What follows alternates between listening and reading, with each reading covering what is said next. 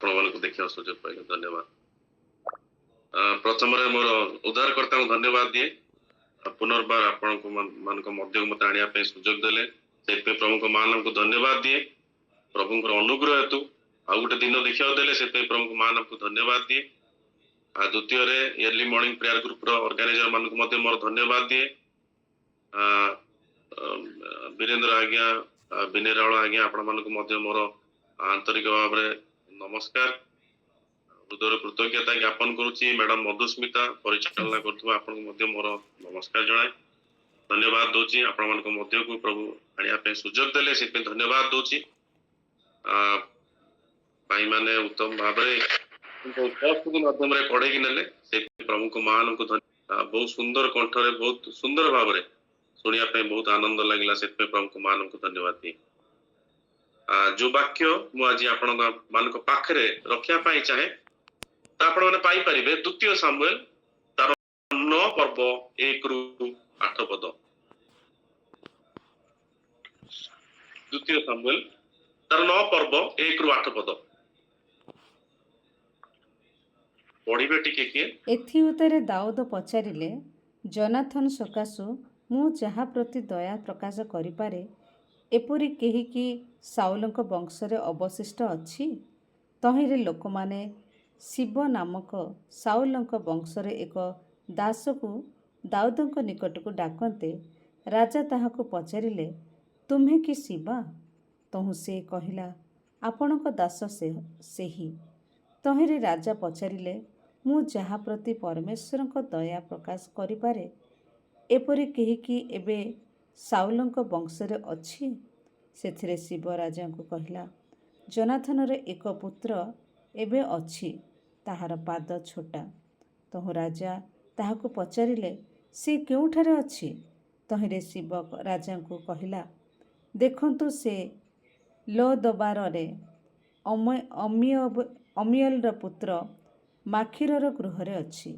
ତେବେ ଦାଉଦ ରାଜା ଲାଦବାରକୁ ଲୋକ ପଠାଇ ଅମିୟଲର ପୁତ୍ର ମାଖିରର ଗୃହରୁ ତାହାକୁ ଅଣାଇଲେ। ଏଥିରେ ସାଉଲଙ୍କ ପୌତ୍ର ଜନାଥନର ପୁତ୍ର ମଫିବସତ ଦାଉଦଙ୍କ ନିକଟକୁ ଆସି ମୁହଁ ମାଡ଼ି ପ୍ରଣାମ କଲା। ତହୁଁ ଦାଉଦ କହିଲେ, ହେ ମଫିବସତ। ସେ ଉତ୍ତର କଲା, ଦେଖନ୍ତୁ ଆପଣଙ୍କ ଦାସ ଉପସ୍ଥିତ ଅଛି। ତହିଁରେ ଦାଉଦ ତାହାକୁ କହିଲେ, ଭୟ ନ କର, କାରଣ ମୁଁ ତୁମ୍ଭ ପିତା ଜନାଥନଙ୍କ ସକାଶୁ ଅବଶ୍ୟ ତୁମ୍ଭ ପ୍ରତି ଦୟା ପ୍ରକାଶ କରିବି ଓ ତୁମ୍ଭ ପିତାମହ ସାଉଲଙ୍କ ସମସ୍ତ ଭୂମି ତୁମ୍ଭକୁ ଫେରାଇ ଦେବି ଓ ତୁମ୍ଭେ ନିତ୍ୟ ମୋହର ମେଜରେ ଭୋଜନ କରିବ। ତେଣୁ ସେ ପ୍ରଣାମ କରି କହିଲା, ମୁଁ ତ ମଲା କୁକୁର ପରି, ଆପଣ ଯେ ମୋତେ ଅନାଇବେ, ଆପଣଙ୍କ ଦାସ ଏପରି କ'ଣ? ଧନ୍ୟବାଦ। ବାକ୍ୟର ଶୀର୍ଷକ ହେଉଛି ଏକ ବିଶେଷ ସ୍ଥାନ ଆପଣମାନଙ୍କ ଅପେକ୍ଷାରେ। ଏକ ବିଶେଷ ସ୍ଥାନ ଆପଣମାନଙ୍କ ଅପେକ୍ଷାରେ। ଯଦି ଏଇ ପଦ ଗୁଡିକ ମୁଁ ଗତ ଦିନରେ ଅଧ୍ୟୟନ କରୁଥିଲି, ଏ ପଦ ଗୁଡିକରେ ପ୍ରଭୁଙ୍କର ଅନୁଗ୍ରହ ଆମେ ଦେଖିବାକୁ ପାଉ। ଅନୁଗ୍ରହ କହିଲେ କ'ଣ ତା ମୁଁ କହିବା ପାଇଁ ଚାହେଁ, ତାପରେ ଆମେ ବାକ୍ୟ ମଧ୍ୟକୁ ଯିବା। ପ୍ରଭୁଙ୍କର ଅନୁଗ୍ରହ କହିଲେ କ'ଣ? ଆମେ ଯେତେବେଳେ ପାଇବାକୁ ଯୋଗ୍ୟ ନଥାଉ ଆଉ ସେତେବେଳେ ପ୍ରଭୁ ଯାହା ଦିଅନ୍ତି ତାକୁ କୁହନ୍ତି ଅନୁଗ୍ରହ, ଯାହା ହଉଛି ଅନମେରିଟେଡ ଗିଫ୍ଟ, ଯାହା ହଉଛି ଅନୁଗ୍ରହ। ଯେତେବେଳେ ଆମେ ବାଇବେଲରେ ଦେଖୁ, ଅବ୍ରାହମ ଏବଂ ସାରା ନିସନ୍ତାନ ଥିଲେ, କିନ୍ତୁ ପରବର୍ତ୍ତୀ ମୁହୂର୍ତ୍ତରେ ସେମାନେ ବହୁ ଲୋକର ପିତା ହେଲେ, ତାହା ହଉଛି ଅନୁଗ୍ରହ। ଭଲରେ କଥା କହିପାରୁନଥିବା ମୋସାଙ୍କୁ ପ୍ରଭୁ ଏକ ଭବିଷ୍ୟତ ବକ୍ତା ଭାବରେ ପରିଣତ କଲେ, ତାହା ହଉଛି ଅନୁଗ୍ରହ। ଜେଲରେ ଥିବା ଯୋସେଫକୁ ପ୍ରଭୁ ପ୍ରଧାନମନ୍ତ୍ରୀ କଲେ, ତାହା ହଉଛି ଅନୁଗ୍ରହ। ବାଇବେଲ କହେ, ଜଣେ ପ୍ରାନ୍ତରରେ ଯିଏ ମେଷ ଚରଉଥିଲେ, କିନ୍ତୁ ପରବର୍ତ୍ତୀ ପର୍ଯ୍ୟାୟରେ ଯିଏ ଇସ୍ରାଏଲର ରାଜା ହେଲେ, ତାହା ହଉଛି ଅନୁଗ୍ରହ। ମତ୍ସ୍ୟ ଧରିବାରେ ରାତି ସାରା ବିଫଳ ହୋଇଥିବା ବ୍ୟକ୍ତିକୁ କିନ୍ତୁ ପରବର୍ତ୍ତୀ ପର୍ଯ୍ୟାୟରେ ପ୍ରଭୁ ଅନେକ ଲୋକଙ୍କୁ ଧରିବା ପାଇଁ ସାହାଯ୍ୟ କଲେ, ତାହା ହଉଛି ଅନୁଗ୍ରହ। ଅନୁଗ୍ରହ ପ୍ରଭୁ ଆମମାନଙ୍କ ଜୀବନରେ ଦିଅନ୍ତି। ଆଉ ଅନୁଗ୍ରହ ଦ୍ୱାରା ଯେତେବେଳେ ଆମେ ଦେଖୁ ବାଇବେଲରେ ପ୍ରଭୁଙ୍କର ଅନୁଗ୍ରହ ସକାଶୁ ଆମେ ତାଙ୍କର ସନ୍ତାନ ବା ସନ୍ତତି ହବାର ଅଧିକାର ଆମେ ପାଇଛୁ। ଯେତେବେଳେ ଏଫିସି ଆପଣ ମାନେ ପଢିବେ 2 ପର୍ବ 8-9 ସେତେବେଳେ ଲେଖାଯାଇ ଅନୁଗ୍ରହ ଦ୍ୱାରା ବିଶ୍ୱାସ ମାଧ୍ୟମରେ ଆମେ ତାଙ୍କ ଦ୍ୱାରା ପରିତ୍ରାଣ ପ୍ରାପ୍ତ ହୋଇଅଛୁ, ନିଜର କର୍ମ ଦ୍ୱାରା ନୁହେଁ, କେହି ଦର୍ପଣ ନ କରୁ, ନିଜର କର୍ମ ଦ୍ୱାରା ନୁହେଁ, କିନ୍ତୁ ଅନୁଗ୍ରହ ଦ୍ୱାରା ଆମେ ତାଙ୍କର ସନ୍ତାନ ବା ସନ୍ତତି ହେବାର ଆମେ ଅଧିକାର ପାଇଅଛୁ। ସେଇଭଳି ଭାବରେ ଆଜି ଯାହା ବି ଆମେ ଅଛୁ ଜଗତରେ ଖାଦ୍ୟ ପାଉଛୁ, ବସ୍ତ୍ର ପିନ୍ଧିବାକୁ ପ୍ରଭୁ ଦେଇଅଛନ୍ତି, ବାସଗୃହ ଦେଇଅଛନ୍ତି, ଯାହା ବି ଦେଇଅଛନ୍ତି ତାହା କେବଳ ପ୍ରଭୁଙ୍କର ଅନୁଗ୍ରହ ଯୋଗୁଁ। 2 କରିନ୍ଥୀୟ 8 ପର୍ବ 9 ପଦରେ ଲେଖାଯାଏ, ସେ ଦରିଦ୍ର ହେଲେ ଯେପରି ଆମେ ଧନବାନ ହେଇପାରିବା, ଯେପରି ଆମେ ସବୁ କିଛି ବିଷୟ ପ୍ରାପ୍ତ କରିପାରିବା। ସେଇଥିପାଇଁ ପ୍ରଭୁଙ୍କୁ ଆମେ ଯୋଉ ଦୈନନ୍ଦିନ ବିଷୟକୁ ଆମେ ପାଉଅଛୁ ତାହା କେବଳ ପ୍ରଭୁଙ୍କର ଅନୁଗ୍ରହ ଯୋଗୁଁ। ଆପଣ 8 ପର୍ବ 9 ପଦ ପଢିବେ। ସେଇଭଳି ଭାବରେ ଆଜି ଯଦି ଆମେ ସୁନ୍ଦର ସ୍ୱାସ୍ଥ୍ୟ ଯଦି ଆଜି ଆମେ ପାଇଅଛୁ ତା ପ୍ରଭୁଙ୍କର ଅନୁଗ୍ରହ ଯୋଗୁଁ। କାରଣ ଆମେ ଦେଖିବାକୁ ପାଉ ଯେ ପାଉଲଙ୍କୁ ତାଙ୍କ ଶରୀରରେ ଗୋଟେ କଣ୍ଟକ ଦିଆଗଲା, ତଥାପି ପ୍ରଭୁଙ୍କର ଅନୁଗ୍ରହ ଯେତେବେଳେ ଆସିଲା ସେତେବେଳେ ତାଙ୍କୁ ଶକ୍ତି ଯୁକ୍ତ କଲା ଲେଖାଯାଏ। ସେ ସେତେବେଳେ କହିଲେ ଯେ ମୁଁ ଯଦିଓ ମୋର ଦୁର୍ବଳତାରେ ମୁଁ ଅଛି ତଥାପି ମୁଁ ଦର୍ପ କରିବି, because your grace is sufficient for me. ତୁମରି ଅନୁଗ୍ରହ ମୋ ନିମନ୍ତେ ଯଥେଷ୍ଟ। କୌଣସି ଆଜି ଭ୍ୟାକ୍ସିନ ଦ୍ୱାରା କି ଇଞ୍ଜେକ୍ସନ ଦ୍ୱାରା ଆମେ ଆଜି ସୁନ୍ଦର ସ୍ୱାସ୍ଥ୍ୟ ପାଇନୁ, କିନ୍ତୁ ପ୍ରଭୁଙ୍କର ଅନୁଗ୍ରହ ଦ୍ୱାରା ଆଜି ଆମେ ଶକ୍ତିଯୁକ୍ତ ହୋଇଛୁ। ହାଲେଲୁୟା। ତା ପ୍ରଭୁଙ୍କର ଅନୁଗ୍ରହ ଯୋଗୁଁ ଆଜି ଆମେ ଶକ୍ତିଯୁକ୍ତ ହୋଇଛୁ। ଆଉ ସେଇ ଅନୁଗ୍ରହ ସେଇ ପ୍ରଭୁ ତାଙ୍କର ଆଜି ଆମକୁ ଦେଇଅଛନ୍ତି, ଯାହା ଦ୍ୱାରା ଆମେ ସେଇ ସୁନ୍ଦର ସ୍ୱାସ୍ଥ୍ୟ ମଧ୍ୟ ଆଜି ପାଇଅଛୁ। ଯଦି ଦୁର୍ବଳତାରେ ମଧ୍ୟ ଯଦି ଅଛୁ, ପ୍ରଭୁଙ୍କର ଅନୁଗ୍ରହ ତା ଆମକୁ ଶକ୍ତିଯୁକ୍ତ କରେ। ଯେତେବେଳେ ଆମେ 2 କରିନ୍ଥୀୟ 12 ପର୍ବ 9 ପଦ ପଢୁ, ଆଉ ତାଙ୍କର ଅନୁଗ୍ରହ ଆମେ ଦେଖିବାକୁ ପାଉ। ଆଜି ଯଦି ଆମେ ଚାକିରି ଯଦି କରିଅଛୁ, ଆଜି ଯଦି ଆମେ ଭଲ ବିଜନେସ ଯଦି କରୁ, ଆଜି ଯଦି ଆମେ କୋଉ ବି ପଦବୀରେ ଯଦି ଆଜି ଆମେ ଜଗତରେ ଯଦି ଅଛୁ, ତା ପ୍ରଭୁଙ୍କର ଅନୁଗ୍ରହ ଯୋଗୁଁ ଆଜି ଆମେ ସେଇ ସବୁ ବିଷୟ ପ୍ରାପ୍ତ କରିଅଛୁ। କାରଣ 2 କରିନ୍ଥୀୟ 1 କରିନ୍ଥୀୟ 15 ପର୍ବ 10 ପଦ ଟିକେ ପଢନ୍ତୁ।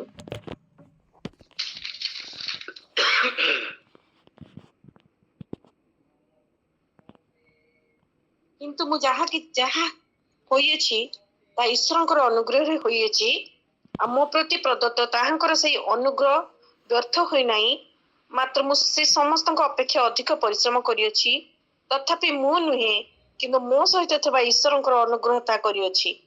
ଧନ୍ୟବାଦ। ଦେଖନ୍ତୁ, ଆଜି ଯଦି ମୁଁ ଚାକିରି ପାଇଅଛି, ମୁଁ କେବେ ବି କହିବିନି ଯେ ମୁଁ ଜଣେ ବୁଦ୍ଧିମାନ, ମୁଁ ଜଣେ ଇଣ୍ଟେଲିଜେଣ୍ଟ ବ୍ୟକ୍ତି, ମୋ ପରିଶ୍ରମ ଦ୍ୱାରା ମୁଁ ଚାକିରି ପାଇଛି। ନାହିଁ, ପ୍ରଭୁଙ୍କର ଅନୁଗ୍ରହ ଯୋଗୁଁ। ପାଉଲ ଯେତେବେଳେ କହନ୍ତି ମୁଁ ଅଧିକ ପରିଶ୍ରମ କରିଅଛି, ତା ନୁହେଁ, ପ୍ରଭୁ ତୁମରି ଅନୁଗ୍ରହ ଯୋଗୁଁ। ଆଜି ଯଦି ଆମେ ଯଦି ଭଲ ବିଜନେସମ୍ୟାନ ଅଛି, ପ୍ରଭୁ ମୋର ଜ୍ଞାନ ଦ୍ୱାରା ନୁହେଁ, ମୋର ବୁଦ୍ଧି ଦ୍ୱାରା ନୁହେଁ, ମୋ ପାଖରେ କେତେ ଟଙ୍କା ଅଛି ତା ଦ୍ୱାରା ନୁହେଁ, କିନ୍ତୁ ପ୍ରଭୁ ତୁମରି ଅନୁଗ୍ରହ ଯୋଗୁଁ ପ୍ରଭୁ ଏ ଉତ୍ତମ ବିଜନେସ ତୁମେ ଦେଇଅଛ, ସେଥିପାଇଁ ଧନ୍ୟବାଦ। ଯୋଉ ବି ଆମେ କାର୍ଯ୍ୟ କରୁ ତା ଜଗତ ଆଗରେ ଛୋଟ ବା ବଡ ହେଇପାରେ, କିନ୍ତୁ ପ୍ରଭୁ ତାଙ୍କର ଅନୁଗ୍ରହ ଦେଇଅଛନ୍ତି। ପ୍ରତ୍ୟେକ କ୍ଷେତ୍ରରେ ଆମେ ଦେଖିବାକୁ ପାଉ, ପିଲାମାନେ ଯଦି ପରୀକ୍ଷାରେ ଭଲ କରିଲେ, ଯଦି ଭଲ ପରସେଣ୍ଟେଜ ରଖିଲେ, ନିଜର ପରିଶ୍ରମ ଦ୍ୱାରା ନୁହେଁ, କିନ୍ତୁ ପ୍ରଭୁଙ୍କର ଅନୁଗ୍ରହ ଦ୍ୱାରା ସେ ସବୁ କିଛି ବିଷୟ ସେମାନେ ପ୍ରାପ୍ତ ହୋଇଅଛନ୍ତି। ପ୍ରଭୁଙ୍କର ଅନୁଗ୍ରହ ଦ୍ୱାରା ଆମେ ସବୁ କିଛି ବିଷୟ ପାଇଅଛୁ। ସେଥିପାଇଁ ସେଠି ଲେଖାଯାଏ ନିଜର ପରିଶ୍ରମ ଦ୍ୱାରା ନୁହେଁ, ମୁଁ କେତେ ପରିଶ୍ରମ କରିଅଛି ତା ନୁହେଁ, କିନ୍ତୁ ପ୍ରଭୁଙ୍କର ଅନୁଗ୍ରହ ଯେତେବେଳେ ଅଛି ତାହା କରିବା ପାଇଁ ଆମମାନଙ୍କୁ ସାହାଯ୍ୟ କରେ। ଆଜି ଆମର ପିଲାମାନେ ଯଦି ଭଲ ଜାଗାରେ ଅଛନ୍ତି, ଯଦି ଭଲ ଜାଗାରେ ସେଟେଲ୍ଡ ଅଛନ୍ତି, ଭଲ ଜାଗାରେ ଯଦି ଚାକିରି କରୁଅଛନ୍ତି, ଭଲ ପଦବୀରେ ଯଦି ଅଛନ୍ତି, ସେମାନେ ଯଦି ଭଲରେ ଚଳିଅଛନ୍ତି, ତା ନିଜର କୌଣସି ଯୋଗ୍ୟତା ହେତୁ ନୁହେଁ, କିନ୍ତୁ ପ୍ରଭୁଙ୍କର ଅନୁଗ୍ରହ ହେତୁ। ହାଲେଲୁୟା। ଧନ୍ୟବାଦ ଦେବା 1 ମିନିଟ ପାଇଁ। ପ୍ରଭୁ ତୁମ ନିକଟରେ ଧନ୍ୟବାଦ ଦଉଛି, ଏଇ ସବୁ ବିଷୟ ତୁମ ଆମମାନଙ୍କ ଜୀବନରେ ଦେଇଅଛ। ଆମର ଯୋଗ୍ୟତା ହେତୁ ନୁହେଁ, କିନ୍ତୁ ଆମର ଜ୍ଞାନ ଦ୍ୱାରା ନୁହେଁ, ଆମର ବୁଦ୍ଧି ଦ୍ୱାରା ନୁହେଁ, ମୁଁ କେତେ ପଢିଛି ତା ଯୋଗୁଁ ନୁହେଁ, କେତେ ଭଲ ପରସେଣ୍ଟେଜ ରଖିଛି ତା ଯୋଗୁଁ ନୁହେଁ, କିନ୍ତୁ ପ୍ରଭୁ ତୁମରି ଅନୁଗ୍ରହ। ହାଲେଲୁୟା। ପ୍ରଭୁ ସାହାଯ୍ୟ କର, ତୁମରି ଅନୁଗ୍ରହ ଯୋଗୁଁ ଆଜି ମୋ ପିଲାମାନଙ୍କ ଜୀବନରେ ମୁଁ ତା ଦେଖିବାକୁ ପାଇଛି, ମୋ ଜୀବନରେ ତା ଦେଖିବାକୁ ପାଇଛି। ଯୋଉ ବି କିଛି ବିଷୟ ଦେଇଅଛ ତା ତୁମରି ଅନୁଗ୍ରହ ଯୋଗୁଁ, ତୁମରି ଅନୁଗ୍ରହ ଯୋଗୁଁ ପିତା, ମୋର ପରିଶ୍ରମ ଯୋଗୁଁ ନୁହେଁ। ଏ ଯେତେବେଳେ ପଦ ମୁଁ ପଢେ, ପ୍ରଭୁ ତୁମରି ଅନୁଗ୍ରହ ଯୋଗୁଁ आम मानकर परिश्रम जदि आम करू ता वृथा अटे किंतु तुमरी अनुग्रह जदि अछि ता यथेष्ट हालेलुया प्रभु साहाय्य करतु अनमेरिटेड गिफ्ट जा पाइबा को योग्य रहू किंतु पिता ता आम मानक जीवन रे ता दियंती ताकू कुआ जाय प्रभुंकर अनुग्रह आउ जित अनुग्रह आम देखू अनुग्रह विषय लिखा जाए जिखरीय पुस्तक रे 4 पर्व 6-7 रे जेरुबाबेल कहंती प्रभुंकर अनुग्रह अनुग्रह जतल तांकर लिखा जाए जदि पर्वत भली जिखरीय 4 पर्व 6-7 तहिरे से मते उत्तर करी कहले यह जिरुबाबेलଙ୍କ प्रति सदाप्रभुଙ୍କର वाक्य यथा पराक्रम द्वारा नुहे कि बल द्वारा नुहे मात्र आंभर आत्मा द्वारा यह सैन्याधिपति सदाप्रभु कहती ये बृहत पर्वत तुम्हें किए जिरुबाबेलଙ୍କ सम्मुखरे तुम्हें समभूमि हेब और तहि प्रति अनुग्रह अनुग्रह ये जयध्वनि करी से मस्तक स्वरूप प्रस्तर बाहर करी आनिब 7 पद देखो जदि लिखा जाए हिंदी रे बहुत भल लगे बोधे हे बड़े पहाड़ तू क्या है जेरुबाबेल के सामने तू मैदान हो जाएगा और वो चोटी का पत्थर यह पुकारते हुए आएगा उस पर अनुग्रह हो अनुग्रह जित अनुग्रह आसीबो पर्वत भली समस्या थिले मध्य तार समाधान हे जीवो प्रभु साहाय्य करंतु जेतेबेले भी जो समस्या आसु जो भी परिस्थिति आसु प्रभुंकर अनुग्रह जे यथेष्ट ताकू अतिक्रम करिया पई प्रभु साहाय्य करंतु ए हेला बाइबल रो किछि परिमाण रे मु कहली ता होछ अनुग्रह आ अनुग्रह हमर देखू दाऊदंक जीवन रे दाऊदंक जीवन रे हमर देखि पारू अनुग्रह थिला मोपी बसर जांग विषय मु आज कहय पे चाहे जा प्रभुंकर अनुग्रह तांको जीवन रे थिला दाऊदंक जीवन जत हम देखू आरंभ रू ता उत्तम नथिला दाऊदंकर बापा जिसी आ तांकर 7टी बड़ भाई थिले बोली लिखा जाए आउ बाप मांक द्वारा दाऊद जे तिरस्कृत बाप मांक द्वारा दाऊद जे प्रत्याख्यित जे गीत संहिता 27 पर्व 10 पद टिके पढ़ंतु भुणी गीत संहिता 27 पर्व 10 पद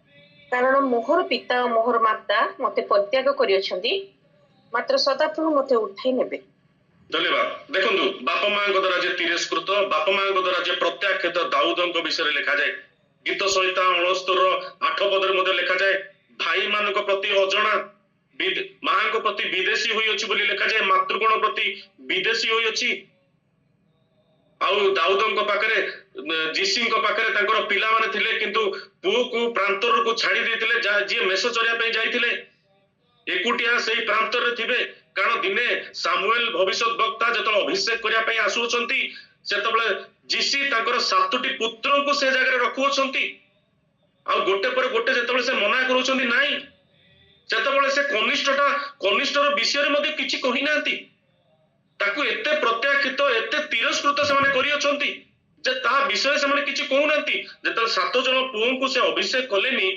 ता परे से कहउछंती आउ के पुओ अछंती जदि प्रथम सामुएल 16 पर्व 11 पद टिके पढिले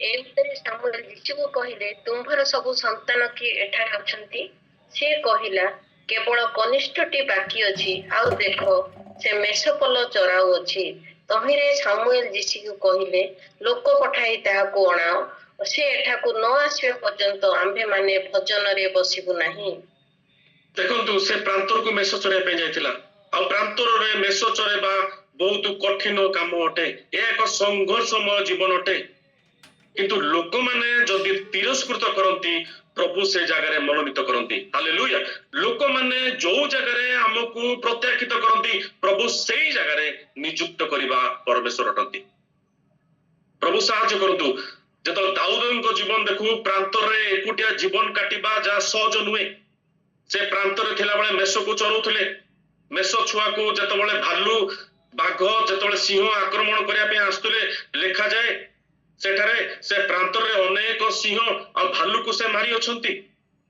मु भाबे प्रांतर रे ताको पई एक प्रशिक्षण समय थिला प्रांतर रे ताको पई एक प्रस्तुतिर समय थिला कारण ତାଙ୍କର ଗୁପ୍ତ ଜୀବନକୁ କିଏ ଦେଖି ନାହାନ୍ତି ପ୍ରଭୁଙ୍କ ଛଡା।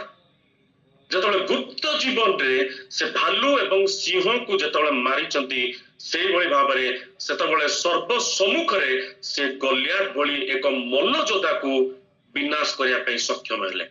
ହାଲେଲୁୟା। ପ୍ରଭୁ ସାହାଯ୍ୟ କରନ୍ତୁ। ଆଜି ଯଦି ଆମମାନଙ୍କୁ ଗୁପ୍ତ ଜୀବନରେ ଯଦି ଭାଲୁ ଏବଂ ସିଂହ ଭଳି ସମସ୍ୟା ଉପରେ ଯଦି ଆମେ ବିଜୟ ଲାଭ କରିଅଛୁ ତାହେଲେ ସର୍ବସାଧାରଣରେ ଆମେ ଗଲିଆତ ଭଳି ସମସ୍ୟା ଆସିଲେ ମଧ୍ୟ ତା ଉପରେ ଆମେ ବିଜୟ ପ୍ରାପ୍ତ ହେଇପାରିବା। ପ୍ରଭୁ ସାହାଯ୍ୟ କରନ୍ତୁ।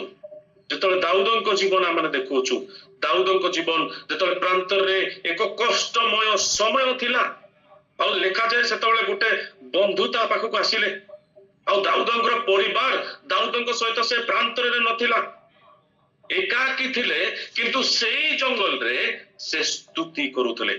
ସେଇ ଜଙ୍ଗଲରେ ସେ ସ୍ତୁତି କରୁଥିଲେ। କାହିଁକି? ଗୀତ ସହିତ ଲେଖାଯାଏ 7 ଥର ସେ ସ୍ତୁତି କରୁଥିଲେ। 7 times I praise in the name of the Lord। 7 ଥର ସେ ସଦା ପ୍ରଭୁଙ୍କ ସମ୍ମୁଖରେ ଯିଏ ପ୍ରଶଂସା କରୁଥିଲେ। ଦାଉଦ ସେଇଥିପାଇଁ ଗୋଟେ ସ୍ତୁତି ଗୋଟେ ପ୍ରଶଂସା କରିବା ବ୍ୟକ୍ତିକୁ ପ୍ରଭୁ ପ୍ରାନ୍ତରରୁ ପ୍ରାସାଦକୁ ନେଲେ। ହାଲେଲୁୟା।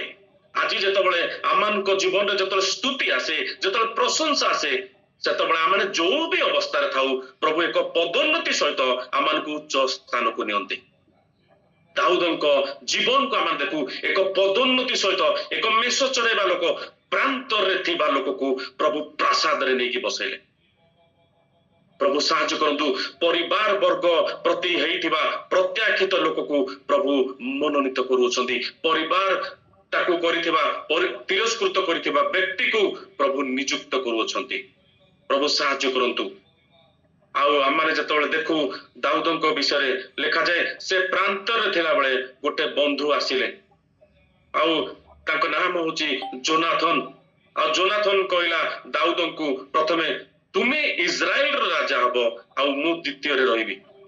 ପ୍ରଥମ ସାମୁଏଲ ତାର 23 ପର୍ବ 17 ପଦ ଟିକେ ପଢନ୍ତୁ।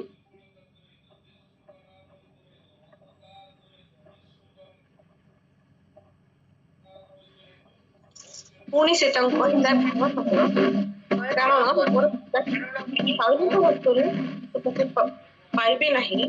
ପୁଣି ତୁମେ ଇସ୍ରାଏଲ ଉପରେ ରାଜା ହେବ, ମୁଁ ତୁମର ଦ୍ୱିତୀୟ ହେବି, ଏହା ମଧ୍ୟ ମୋର ପିତା ସାଉଲ ଜାଣନ୍ତି। ଧନ୍ୟବାଦ। ଦେଖନ୍ତୁ କିଭଳି ତାର ଡିଜାୟାର ଥିଲା, କିଭଳି ତାର ଇଚ୍ଛା ଥିଲା ଜୋନାଥନଙ୍କର, ତୁମେ ଇସ୍ରାଏଲର ରାଜା ହବ ଆଉ ମୁଁ ଦ୍ୱିତୀୟରେ ରହିବି। ପ୍ରଭୁ ସେଇଭଳି ଇଚ୍ଛା ଆମ ପ୍ରତ୍ୟେକଙ୍କୁ ଦିଅନ୍ତୁ।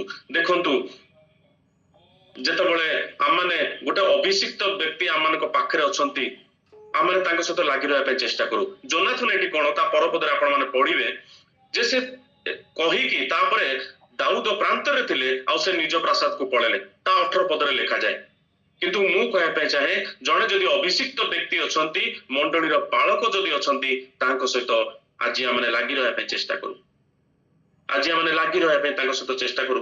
ଅନେକ ସମୟରେ ଆମେ ଅଭିଷିକ୍ତ ବ୍ୟକ୍ତିଙ୍କ ସହିତ ଇଚ୍ଛା କରିନଥାଉ ଲାଗି ରହିବା ପାଇଁ, କିନ୍ତୁ ଯଦି ଆମମାନଙ୍କୁ ଏକ ଉତ୍ତମ ଜୀବନ କାଟିବାର ଅଛି, ପ୍ରଭୁଙ୍କ ଆଶୀର୍ବାଦ ଯଦି ଆମମାନଙ୍କ ଜୀବନରେ ଆସିବାର ଅଛି, ମଣ୍ଡଳୀର ପାଳଙ୍କ ସହିତ ଆମେ ଲାଗି ରହିବା ପାଇଁ ଚେଷ୍ଟା କରୁ। ଏଇ ଦିନ ମାନଙ୍କର ଅନେକ ନିଜ ନିଜର ଅଭିଜ୍ଞତା ସକାଶୁ, ନିଜ ନିଜର ଅନୁଭୂତି ସକାଶୁ ସେମାନେ ନିଜକୁ ବଡ ଭାବନ୍ତି, ସେଇଥିପାଇଁ ଆଉ ସେମାନେ ଲାଗିକି ରହିବା ପାଇଁ ଇଚ୍ଛା କରନ୍ତିନି। କିନ୍ତୁ ମୁଁ କହିବା ପାଇଁ ଚାହେଁ ଆମେ ସେମାନଙ୍କ ସହିତ ଲାଗି ରହିବା ପାଇଁ ଇଚ୍ଛା କରୁ। ପ୍ରଭୁ ସାହାଯ୍ୟ କରନ୍ତୁ। ଜୋନାଥନ ଯେତେବେଳେ ଏହା କହିଲେ ଯେ ମୁଁ ଦ୍ୱିତୀୟ ହେବି, ଆପଣ ଇସ୍ରାଏଲର ରାଜା ହେବେ, ଏହା କହିବା ପରେ ସେ ନିଜ ପ୍ରାସାଦକୁ ପଳେଇଲେ ଆଉ ଦାଉଦ ପ୍ରାନ୍ତରେ ଥିଲେ। ଆଉ ଯେତେବେଳେ ସେ ଛାଡିକି ଯେତେବେଳେ ପଳଉଛନ୍ତି, ଲେଖାଯାଏ ତା ପରବର୍ତ୍ତୀ ଯୁଦ୍ଧରେ ଜୋନାଥନ ଏବଂ ସାଉଲ 2 ଜଣ ଯାକ ଯୁଦ୍ଧରେ ମଲେ। ଆଉ ତାପରେ ଦାଉଦ ଜୋନାଥନଙ୍କ ପାଇଁ ସେ ବିଳାପ କଲେ। ଆଉ ତା ପରବର୍ତ୍ତୀ ମୁହୂର୍ତ୍ତରେ ଦାଉଦ ସିଂହାସନରେ ବସିଲେ ଆଉ ସେ ରାଜା ହେଲେ। ଆଉ ନିଜ ସିଂହାସନକୁ ଯେତେବେଳେ ସେ ଦେଖୁଅଛନ୍ତି, ସେତେବେଳେ ସେ ଏଭଳି କହୁଛନ୍ତି, ପ୍ରଭୁ ଧନ୍ୟବାଦ, କାହିଁକି ତାଙ୍କ ପିତା ଯେ ରାଜା ନୁହନ୍ତି, ତାଙ୍କ ଭାଇମାନେ ମଧ୍ୟ ରାଜା ନୁହନ୍ତି, କି ପ୍ରାସାଦରେ ମଧ୍ୟ ସେମାନେ କେବେ ବି ରହିନାହାନ୍ତି। ପ୍ରଭୁ ଧନ୍ୟବାଦ, କେବେ ବି ରାଜକୀୟ ବସ୍ତ୍ର ସେମାନେ ପିନ୍ଧି ନାହାନ୍ତି, ରାଜକୀୟ ଚାଲିଚଳନ ଅନୁଯାୟୀ କେବେ ବି ଚାଲି ନାହାନ୍ତି। ପ୍ରଭୁ ମୁଁ ରାଜା ହେଇଛି କେବଳ ତୁମରି ଅନୁଗ୍ରହ ଯୋଗୁଁ। ହାଲେଲୁୟା। ମୁଁ ରାଜା ହେଇଛି କେବଳ ତୁମରି ଅନୁଗ୍ରହ ଯୋଗୁ। ଯେତେବେଳେ ସେ ସିଂହାସନକୁ ଯେତେବେଳେ ଦେଖୁଛନ୍ତି ସେତେବେଳେ ସେ ପ୍ରଭୁଙ୍କୁ ଧନ୍ୟବାଦ ଦଉଛନ୍ତି। ତାଙ୍କ ଜୀବନରେ ଏଇଭଳି ଅନୁଗ୍ରହ ଆସିଲା ଯେ ସେ କହିଲେ ମୁଁ ସାଉଲଙ୍କ ଘରୁ କେହି ଅଛି ଯେ ତା ପ୍ରତି ମୁଁ ଦୟା ଦେଖେଇବି। ସାଉଲଙ୍କ ଘରୁ କେହି ଅଛି ଯେ ତା ପ୍ରତି ମୁଁ ଦୟା ଦେଖେଇବି। ପ୍ରଭୁ ସାହାଯ୍ୟ କରନ୍ତୁ। ଦେଖନ୍ତୁ ଗୋଟେ ଆଶ୍ଚର୍ଯ୍ୟ କଥା, ନୂଆ ରାଜା ଯେତେବେଳେ ସିଂହାସନକୁ ଆସେ ସେ ପୁରୁଣା ରାଜାର ପ୍ରତି କେବେ ଦୟା ଦେଖେଇ ନଥାଏ। ଆମେ ଯେତେବେଳେ ଇତିହାସ ପଢୁ, ନୂଆ ରାଜା ଯେତେବେଳେ ସିଂହାସନରେ ବସେ, ଯେତେବେଳେ ସେ ଦାୟିତ୍ୱ ଭାର ନିଏ, ସେ ପୁରୁଣା ରାଜାର ବଂଶଜ ଲୋକକୁ ସମସ୍ତଙ୍କୁ ବିନାଶ କରିଦିଏ, ମାରି ପକାଏ। କିନ୍ତୁ ଏଠି ତ ପୁରା ଅଲଗା ଏବଂ ଆଶ୍ଚର୍ଯ୍ୟ ଅଟେ। ମୁଁ ଯାହା ପ୍ରତି ଦୟା ପ୍ରକାଶ କରିପାରେ ଏପରି କେହି ଯେ ସାଉଲଙ୍କ ବଂଶରେ ଅଛି, ତା ଭାରି ଆଶ୍ଚର୍ଯ୍ୟ ଲାଗିଲା। ଗୋଟେ ରାଜା ସିଂହାସନରେ ବସିଲେ ପୂର୍ବବର୍ତ୍ତୀ ଯୋଉ ରାଜାର ଯିଏ ଥିବେ ବଂଶଜ ତାଙ୍କୁ କେବେ ବି ସେ ଦେଖିବାକୁ ଇଚ୍ଛା କରିନଥାଏ। କିନ୍ତୁ ଏଇଠି ବହୁତ ଆଶ୍ଚର୍ଯ୍ୟ ଲାଗିଲା। କାହିଁକି କହୁଛନ୍ତି ସାଉଲ? କାହିଁକି ସାଉଲ ବଞ୍ଚିଥିଲା ବେଳେ ଦାଉଦଙ୍କୁ ସେ ଘୃଣା କରୁଥିଲେ? ଦାଉଦ କାହିଁକି ଏଭଳି କଥା କହୁଛନ୍ତି ଯେ ମୁଁ ତାହା ପ୍ରତି ଦୟା ପ୍ରକାଶ କରିପାରେ? କେହି ଏଭଳି କଣ ସାଉଲଙ୍କ ବଂଶରେ କିଏ ଅଛି? କାହିଁକି ସାଉଲ ବଞ୍ଚିଥିଲା ବେଳେ ଦାଉଦଙ୍କୁ ଘୃଣା କରୁଥିଲେ ଆଉ ମାରିବା ପାଇଁ ଚକ୍ରାନ୍ତ କରୁଥିଲେ? କିନ୍ତୁ ଦାଉଦ କହିବ ଯେ ଯୋନାଥନଙ୍କ ପାଇଁ ମୁଁ ଏହା କରୁଅଛି, ଯୋନାଥନଙ୍କ ପାଇଁ ମୁଁ ଏହା କରୁଅଛି। କାହିଁକି?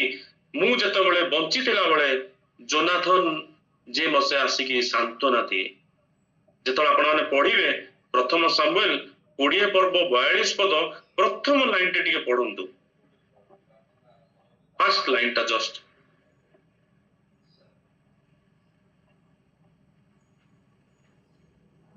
ମାତ୍ର ଦେଖ ତୁମ୍ଭ ସେ ପାଖ 20-22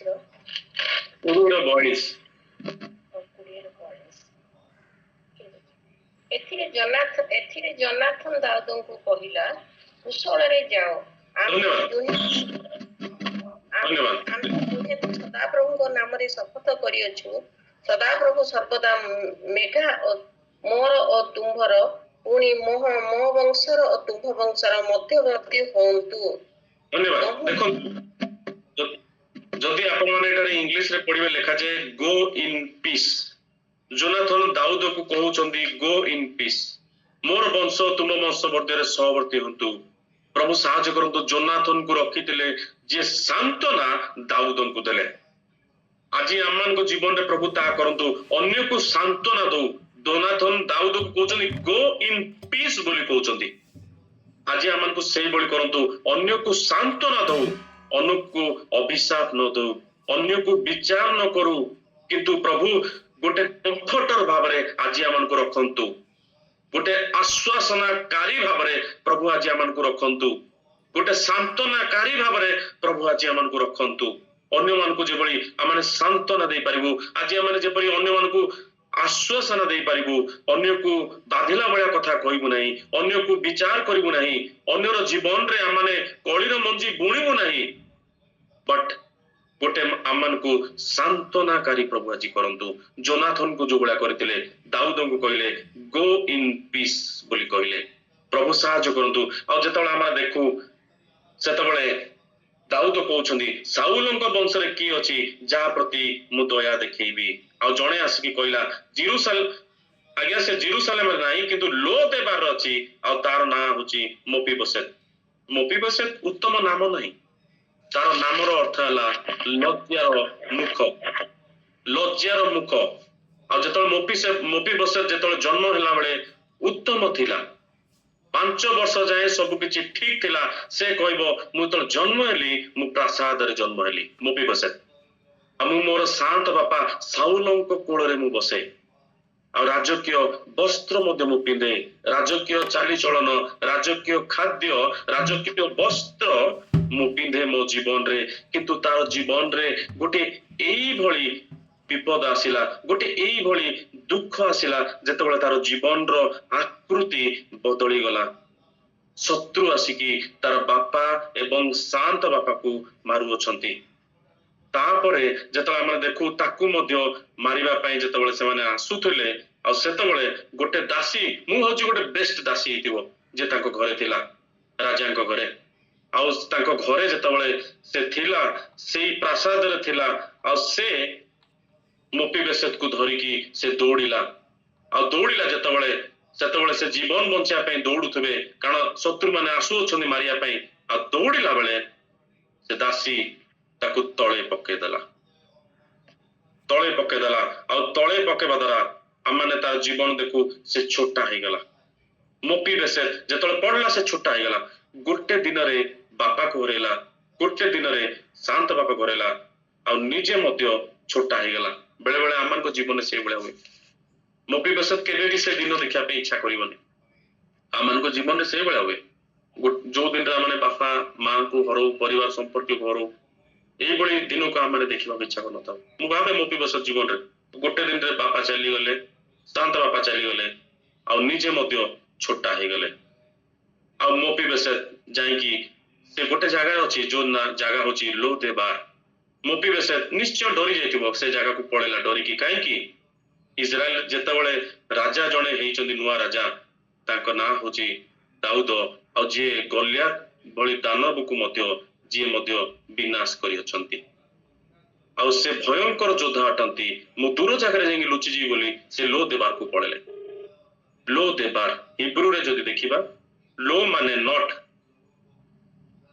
देबार माने तृणमय स्थान माने सेठी तृणमय स्थान नहीं लो माने नॉट नहीं देबार माने तृणमय स्थान बाइबल लिखा जाए देबार माने तृणमय स्थान जोठी तृणमय स्थान नहीं गछ नहीं फल नहीं उत्तम जगह नहीं दूरवर्ती जगार जाकि मोपीबेशेत सेठी रहउछती एमिति गोटे परिस्थिति जो परिस्थिति द्वारा से तले पड़गले छोटा हो गले मनर निराश भाव नैराश्य भाव शत्रु मारिया आसुले से सेठाकू पड़ेले प्रभु साहाय्य करंतु आज जदि आमने तले जदि पड़ी जाइछु कोनोसी कारण हेतु चाकरी करुवा अवस्था जदि लोक मानक द्वारा आमने तले आज पड़ी जाइछु जदि बिजनेस करबा समय जदि केही हमकु धोखा देला ता द्वारा जदि आमने तले पड़ी जाइछु जदि संपर्क माने आमनको विश्वासघातकता कले जदि ता द्वारा आज जदि आमने तले जदि पड़ी जाइछु मु कहया पे चाहे जदि आज आमनकर नैराश्यपूर्ण जीवन भांगी जाइतिबा हृदय जगु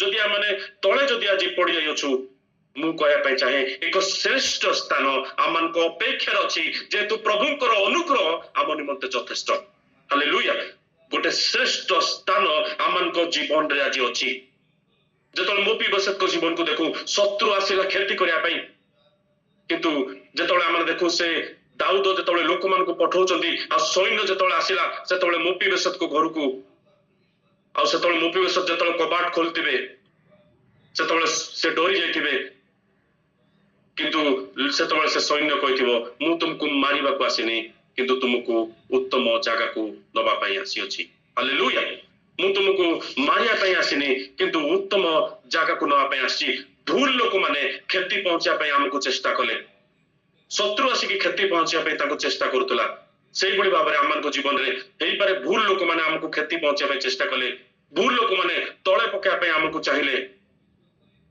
भूल लोक मान जो आज आमकर पोजिशन को आज आम हरई अच्छु जहाँ पर विश्वास करूँ से आमको क्षति कले चाकरी में अनेक जगह आम क्षतिग्रस्त होइछु भूल लोक मैंने द्वारा आमने बहुत आम जीवन में क्षति आमको विश्वासघातकता कले जहाँ पर आमने भरोसा करूँ से माने आम उपरे विश्वासघातकता कले भूल लोक मान जो विषय होइछि किंतु प्रभु कहया चाहती जदि से नैराश्यपूर्ण जीवन जदि से भंगा जाइतिबा हृदय जो जदि आज आमने लो देबार भली स्थान रे जदि आज आमने अछु ताले प्रभु सठिक लोक को पठाया चाहूचंती सठिक लोक आमनक सहित संयुक्त होगा चाहूचंती भूल लोक जो आमने बहुत क्षति होइछु किंतु प्रभु सठिक लोक को पठाया चाहूचंती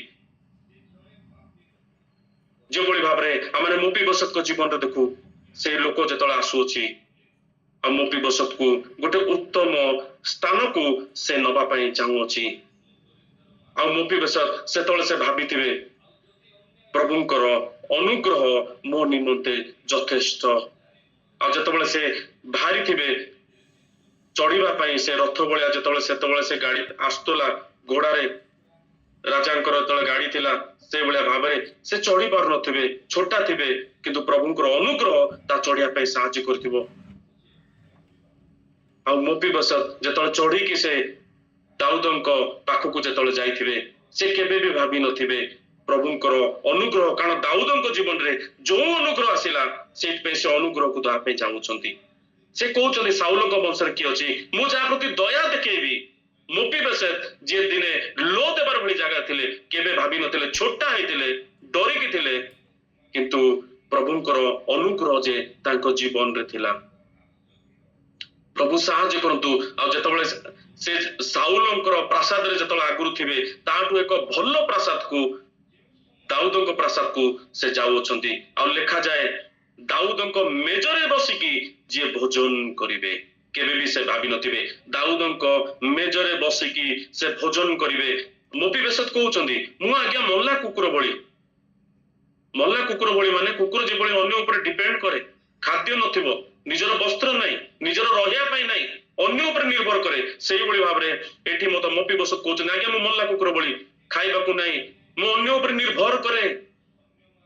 କିନ୍ତୁ ଦାଉଦ କହୁଛନ୍ତି ସେ ମୋ ମେଜରେ ଆସିକି ମୋ ସହିତ ଭୋଜନ କରିବ। ପ୍ରଭୁଙ୍କର ଅନୁଗ୍ରହ ତାଙ୍କ ପ୍ରତି ଯଥେଷ୍ଟ ଥିଲା। ଲୋ ଦେବାର ଭଳି ଜାଗାରୁ ପ୍ରଭୁ ତାଙ୍କୁ ପ୍ରାସାଦକୁ ଆଣିଲେ। ଆଜି ଯଦି ଆମମାନଙ୍କୁ ନୈରାଶ୍ୟପୂର୍ଣ୍ଣ ଜୀବନ, ଭାଙ୍ଗି ଯାଇଥିବା ହୃଦୟ, ଯଦି ଆମକୁ ଲାଗୁଛି ଆମେ ତଳେ ପଡି ଯାଇଅଛୁ, ପ୍ରଭୁ ସଠିକ ଲୋକକୁ ସଂଯୁକ୍ତ କରିବା ପାଇଁ ଚାହୁଁଛନ୍ତି।